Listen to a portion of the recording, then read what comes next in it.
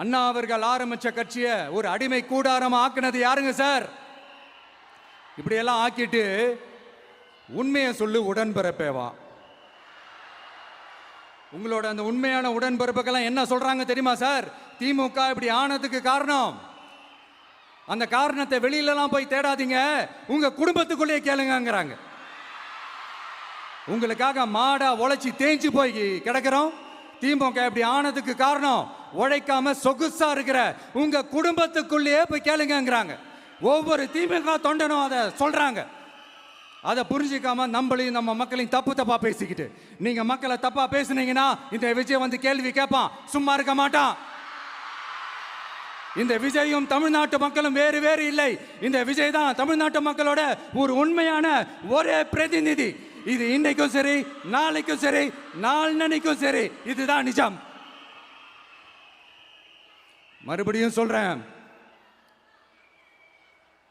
நமக்கும் மக்களுக்கும் இடையே இருக்கிற இந்த பூர்வ ஜென்ம பந்தத்தை, அந்த உறவை ஏதோ இந்த சதிகள் சூழ்ச்சிகள் பண்ணி யாராலையும் எதுவும் கெடுக்கவே முடியாது.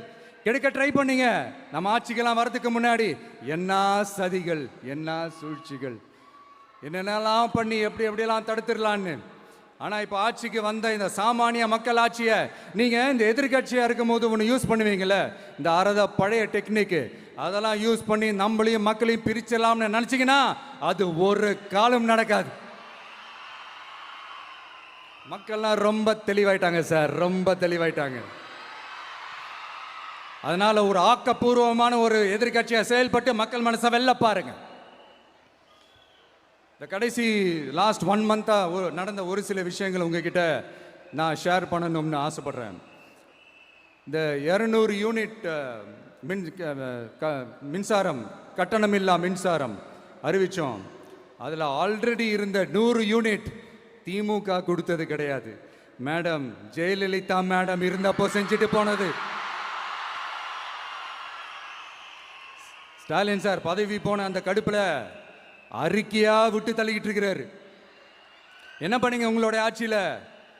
மக்கள் பணத்தை, டாஸ்மாக்ல இருந்து அடிச்ச அந்த பணத்தை, ஊழல் செஞ்ச அந்த ஃபைலை க்ளோஸ் பண்றதுக்கு அலையா அலைஞ்சிங்க. ஆனா இந்த விஜய் மக்களுக்கு தொந்தரவா இருக்கிற அதே டாஸ்மாக க்ளோஸ் பண்ணா.